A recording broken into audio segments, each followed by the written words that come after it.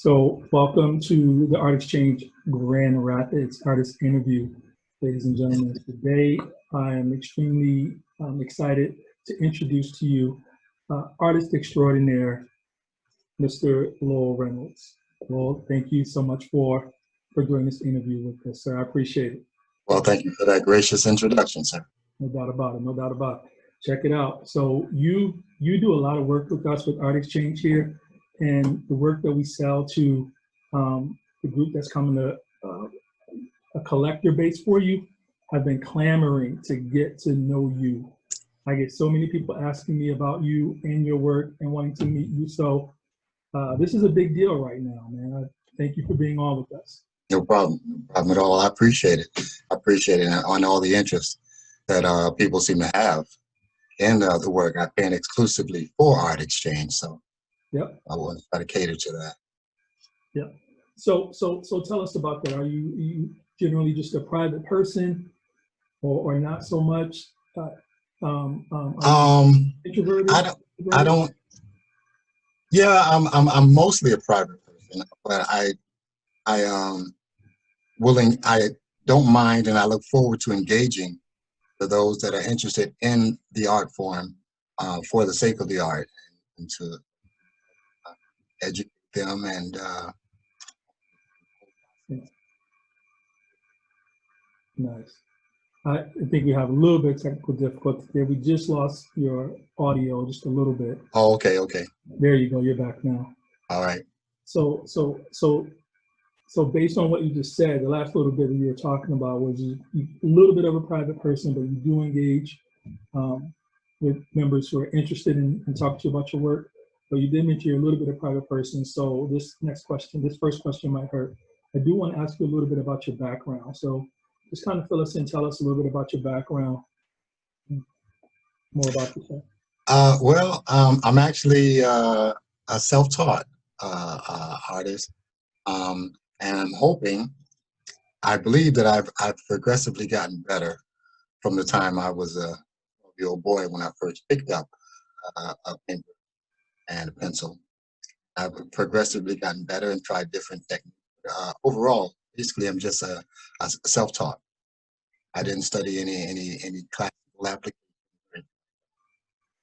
Okay. You from Grand Rapids? No, I'm originally from Jersey City, New Jersey, to be honest with you,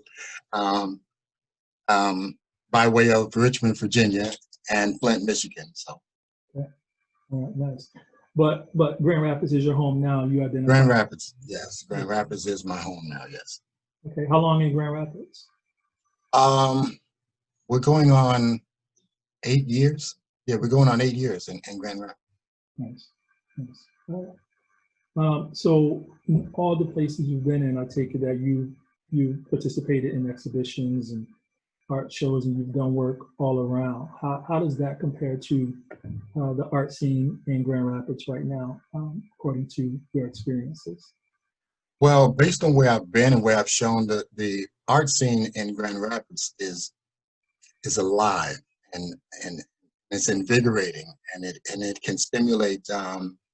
It has an art vibe, it has an art feel to it. People seem to really appreciate, whether it's fine art or pop art or anything like that. People really seem to appreciate it. And there are some very talented individuals here in Grand Rapids. Had the pleasure of engaging in their works and what they've produced.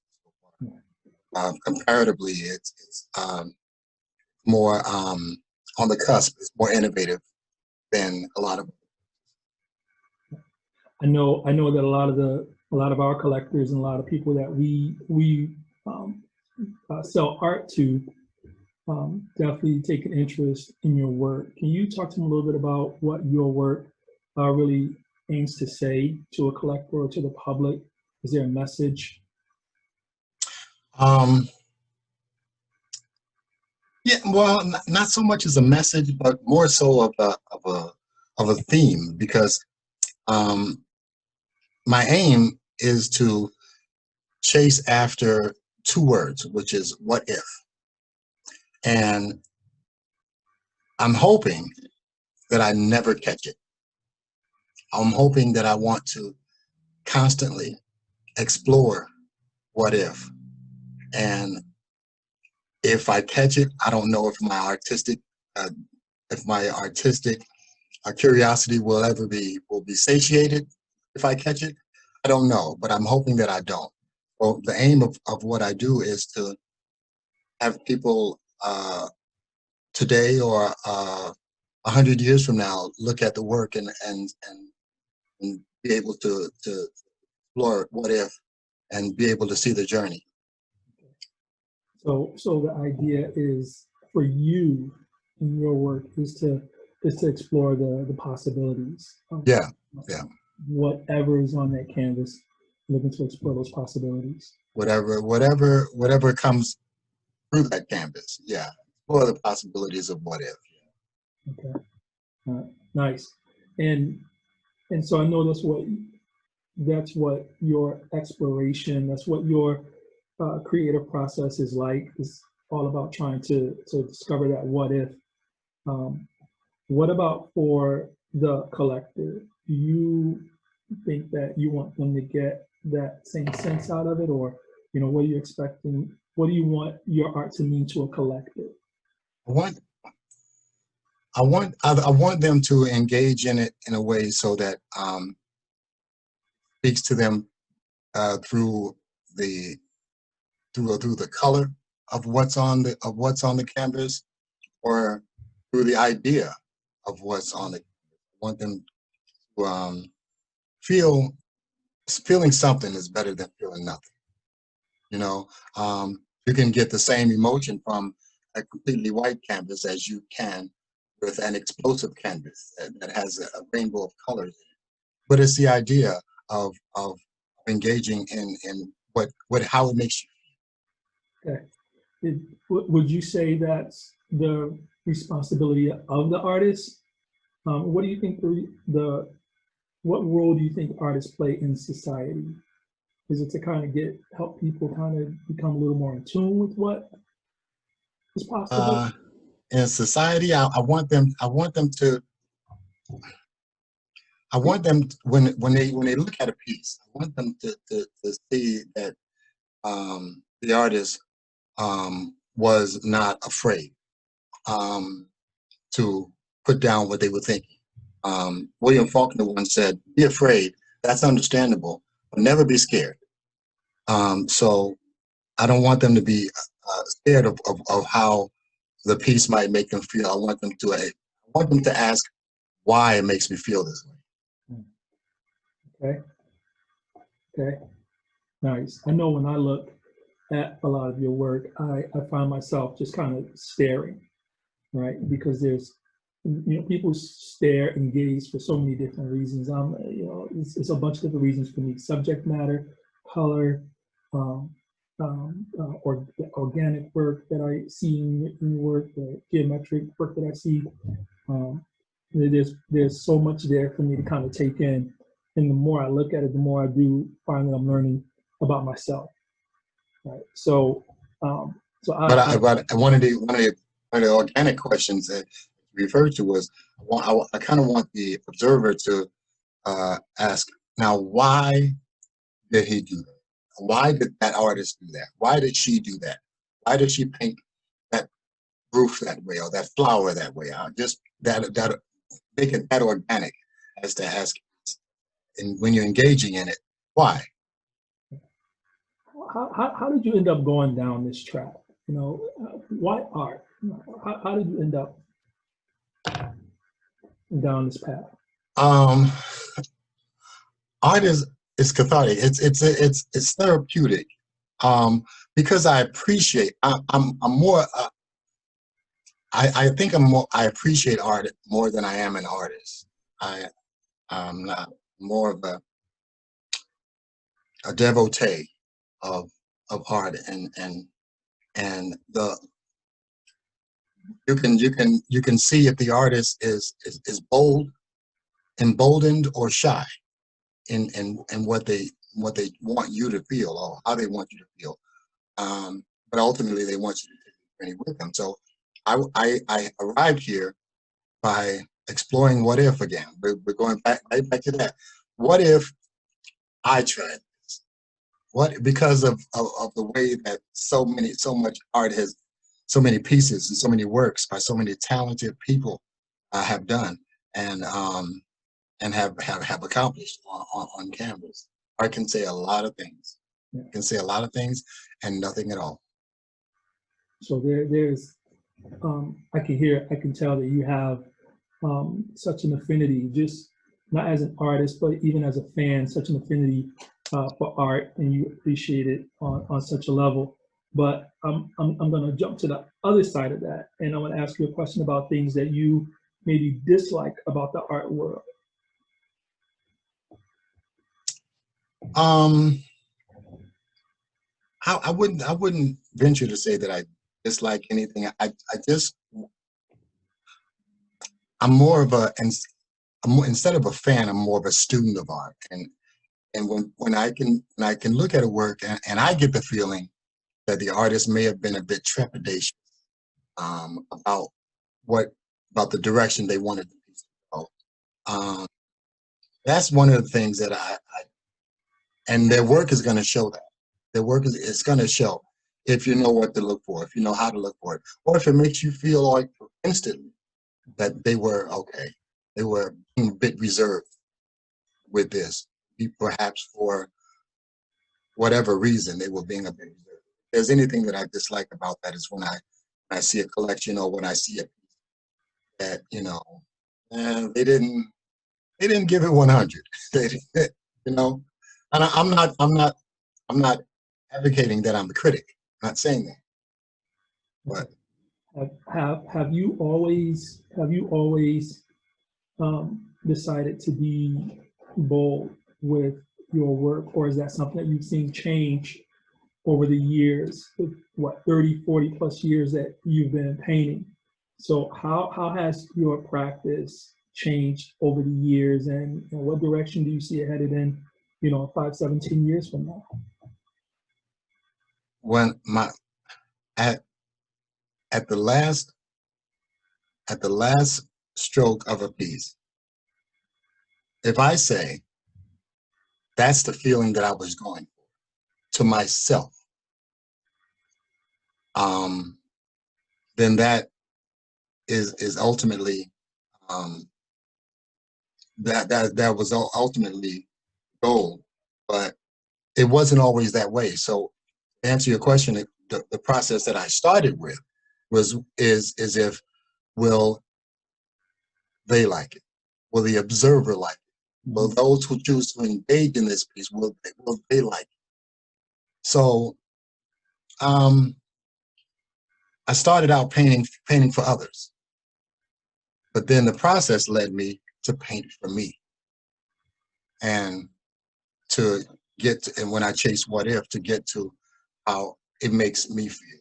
And hopefully when they observe the piece, they will have a similar feeling, a similar reaction, or a similar engagement. Okay. And where do you see your work heading in the future? Do you anticipate a pivot? Or is this a track that you think you'll stay on, or what do you think about that? Well, there have been many artists that have said, "Ain't what you know," and so I don't want to.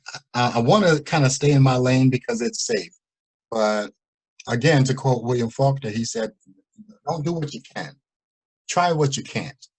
So I'm gonna keep on endeavoring to try what I can't do. I had a piece in my head that I couldn't seem to translate to canvas, and I realized that the piece in my head was beyond my capabilities.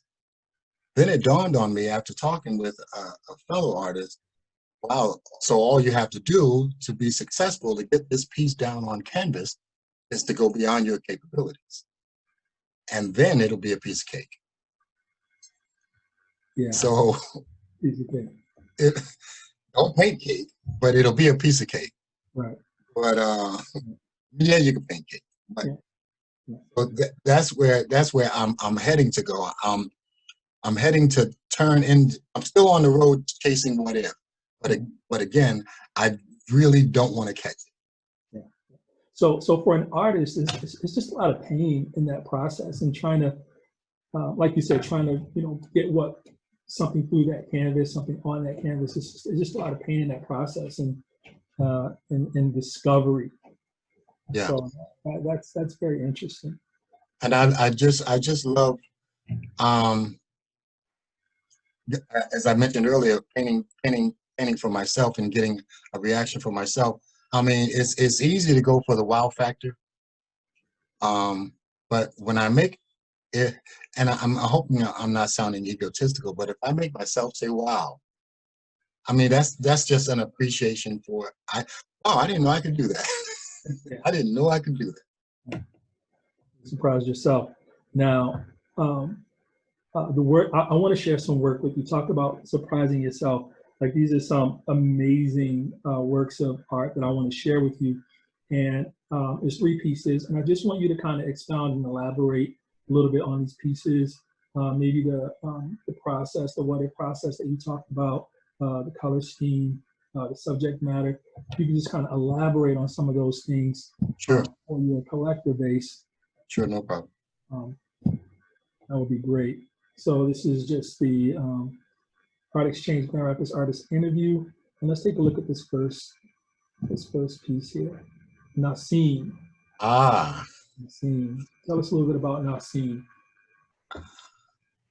Nassim.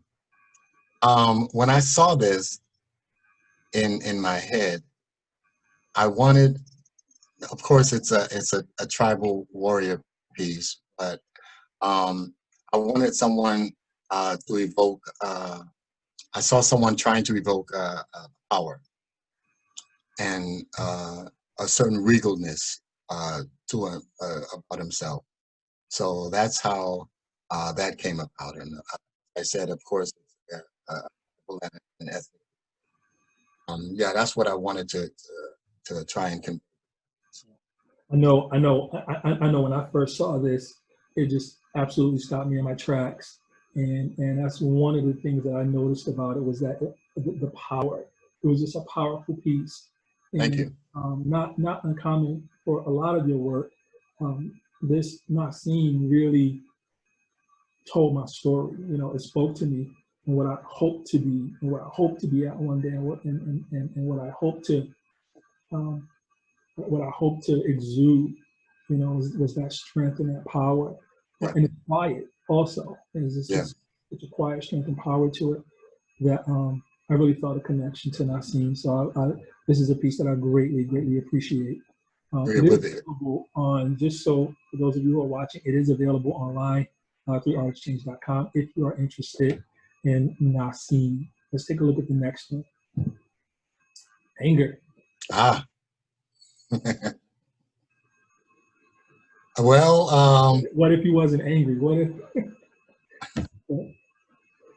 I was watching a story, and a young lady had just found out that she had been betrayed by her partner, and I wanted to try and paint betrayal. And of course, the color, says it all. Yeah. Not very happy. But she had just found out that she had been betrayed through infidelity by her partner, and I wanted to see if I could give betrayal a face. Yeah. Speaking of color and going with the red and the black here, what I notice about your work is the vibrancy, the color schemes that you use, and that's something I'm always attracted to. Yeah. And I feel like oftentimes your work does play really well with the idea with color theory. And if you subscribe to that belief in color theory, you can always, as an observer, I can always lean on color to try to learn a little bit more about what that piece is communicating. What will really jump out at you, I think, is the anger itself. What'll pop. For example, if you're walking down the street, you'll notice a dime on the ground as opposed to a penny. So what'll pop, what'll jump out at you. So, no, this is another amazing piece. It's also available at artexchange.com for those of you who are watching, and if you are interested. The last one. Josephine. Josephine. Well, Josephine was my mother's name, and I found her to be the strongest woman on earth. And what always kept me in line with my mother was her gaze, her stare, a look with a lot of women, and that look kept me in line when I was out of line, and I was out of line a lot. So it's not my mother per se, but it's a replication of what my mother in my mind's eye, the look, or so what I'm going for, as opposed to color and the colors or the hair or the application. It's very, very simple application. But that's what I was going for. Yeah. I like that it's a textured canvas. Yeah. That's one of the things that I noticed right away that stood out to me. One of the things I really appreciate about this particular work. Yeah. So, just for those who are watching who might be interested in Josephine, right now this amazing work of fine art is only available to the collector section right now on Art Exchange. So if you're interested in becoming a collector, getting started on that journey, or just improving your collection, go to our website, artexchange.com, and sign up to become a collector. And then you'll have access to this piece before it actually reaches the public. So just really simple. You just have to type in your email and click submit, and then that's it. That's it. Collector, and we'll make sure you have access to this piece before it hits the market, because I'm pretty sure once this is on the market, it's gone. So that's why you see anger over my shoulder. I got it for safekeeping, because we're hopeful that it's gonna just fly out of here. So absolutely. So, and we appreciate you taking the time out to participate in this Art Exchange Grand Rapids artist interview. No problem. Thank you so much for having me, man. Thank you. I appreciate it. Awesome. Thank you so much. I'm sure you've made your collector base extremely happy. We hope so. We're just happy that we have so much interest in the work that we're trying to do. Oh yeah. All right. We will talk to you soon.